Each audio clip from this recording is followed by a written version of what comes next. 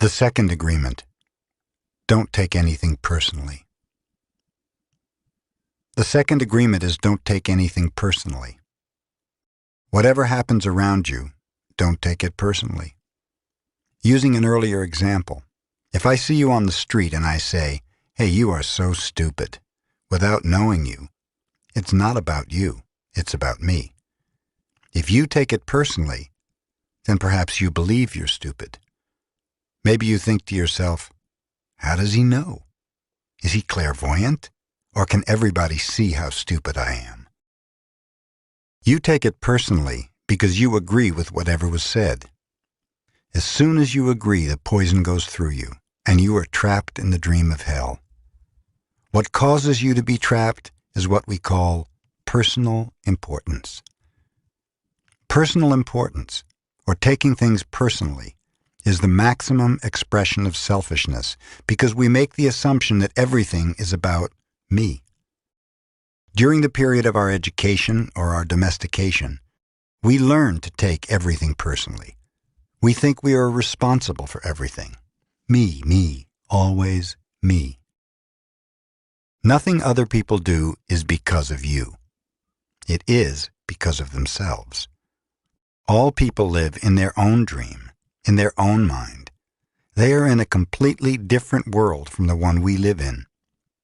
When we take something personally, we make the assumption that they know what is in our world, and we try to impose our world on their world. Even when a situation seems so personal, even if others insult you directly, it has nothing to do with you. What they say, what they do, and the opinions they give are according to the agreements they have in their own minds. Their point of view comes from all the programming they received during domestication. If someone gives you an opinion and says, "Hey, you look so fat," don't take it personally, because the truth is that this person is dealing with his or her own feelings, beliefs, and opinions. That person tried to send poison to you, and if you take it personally, then you take that poison, and it becomes yours. Taking things personally makes you easy prey for these predators, the black magicians. They can hook you easily with one little opinion and feed you whatever poison they want, and because you take it personally, you eat it up. You eat all their emotional garbage, and now it becomes your garbage. But if you do not take things personally, you are immune in the middle of hell. Immunity to poison in the middle of hell is the gift of this agreement. When you take things personally, you feel offended, and your reaction is to defend your beliefs and create conflicts. You make something big out of something so little because you have the need to be right and make everybody else wrong. You also try hard to be right by giving them your own opinions. In the same way, whatever you feel and do is just a projection of your own personal dream, a reflection of your own agreements. What you say, what you do, what you think or feel, and the opinions you have are according to the agreements you have made. And these opinions have nothing to do with me. It is the way you see the world. It is nothing personal, because you are dealing with yourself, not with me. Others are going to have their own opinion according to their belief system, so nothing they think about me is really about me, but it is about them. You may even tell me, "Hey, what you're saying is hurting me." But it is not what I am saying that is hurting you. It is that you have wounds that I touch by what I have said.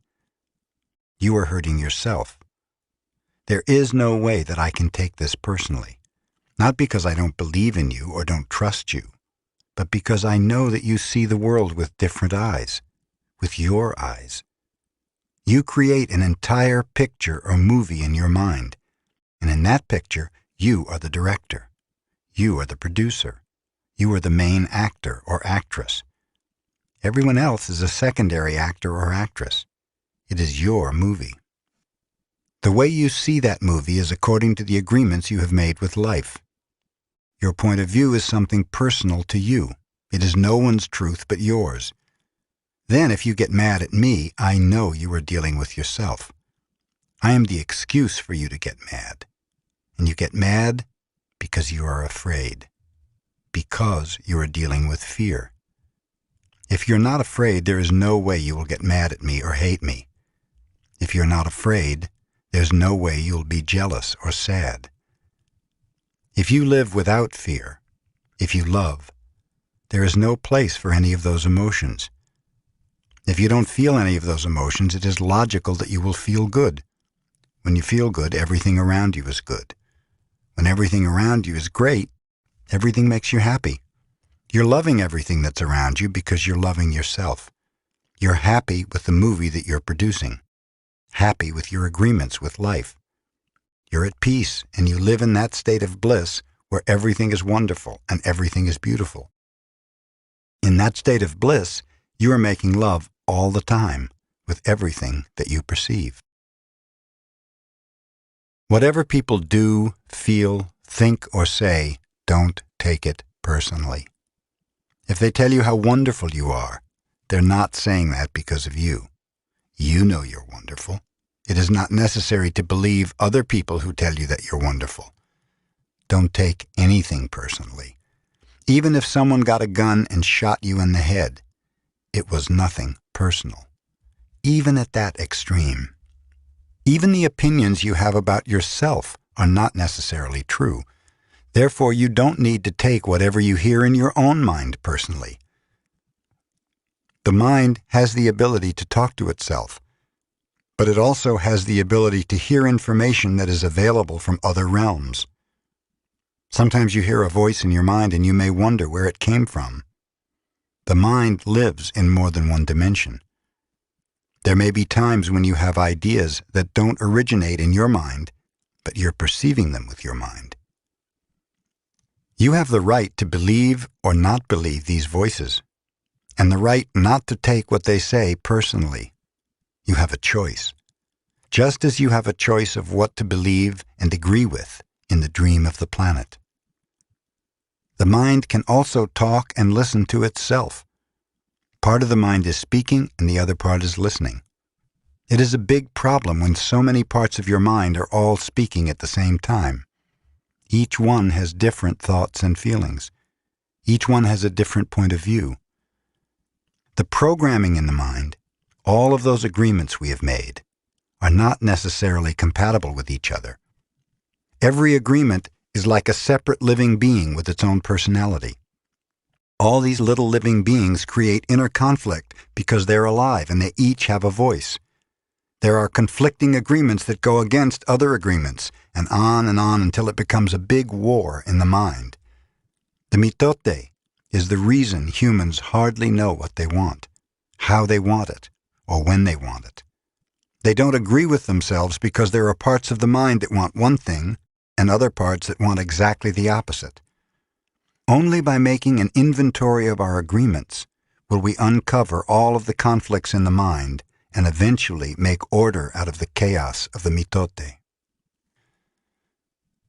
Don't take anything personally, because by taking things personally, you set yourself up to suffer for nothing. Humans are addicted to suffering at different levels and to different degrees, and we support each other in maintaining these addictions. Humans agree to help each other suffer. If you have the need to be abused, you'll find it easy to be abused by others. Likewise, if you're with people who need to suffer, something in you makes you abuse them. It is as if they have a note on their back that says, "Please kick me." They are asking for justification for their suffering. Their addiction to suffering is nothing but an agreement that is reinforced every day. Wherever you go, you will find people lying to you. And as your awareness grows, you'll notice that you also lie to yourself. Do not expect people to tell you the truth, because they also lie to themselves. You have to trust yourself and choose to believe or not to believe what someone says to you. When we really see other people as they are, without taking it personally, we can never be hurt by what they say or do. Even if others lie to you, it's okay. They're lying to you because they're afraid. They're afraid you will discover that they are not perfect. It is painful to take off that social mask. If others say one thing but do another, you're lying to yourself if you don't listen to their actions. But if you're truthful with yourself, you'll save yourself a lot of emotional pain. Telling yourself the truth about it may hurt, but you don't need to be attached to the pain.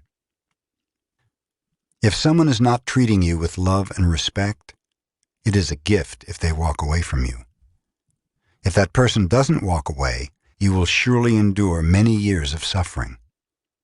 Walking away may hurt for a while, but your heart will eventually heal. Then you can choose what you really want. You'll find that you don't need to trust others as much as you need to trust yourself to make the right choices.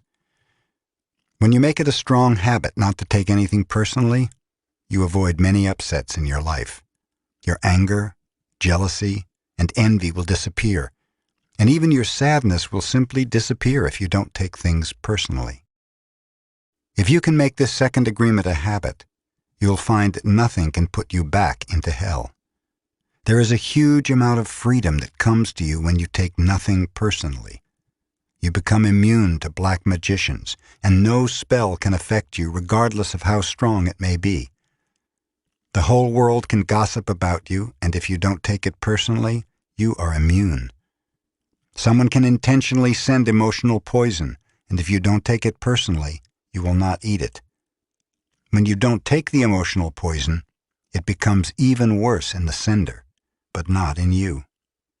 You can see how important this agreement is. Taking nothing personally helps you to break many habits and routines that trap you in the dream of hell and cause needless suffering. Just by practicing this second agreement, you begin to break dozens of teeny tiny agreements that cause you to suffer. And if you practice the first two agreements, you will break 75% of the teeny tiny agreements that keep you trapped in hell. Write this agreement on paper and put it on your refrigerator to remind you all the time. Don't take anything personally.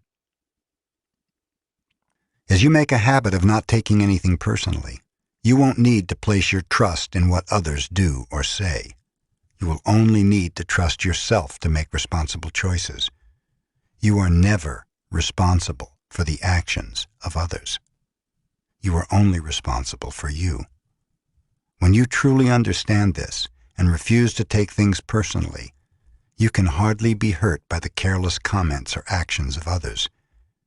If you keep this agreement, you can travel around the world with your heart completely open and no one can hurt you. You can say, "I love you," without fear of being ridiculed or rejected. You can ask for what you need. You can say yes, or you can say no, whatever you choose, without guilt or self-judgment. You can choose to follow your heart always. Then you can be in the middle of hell and still experience inner peace and happiness. You can stay in your state of bliss, and hell will not affect you at all.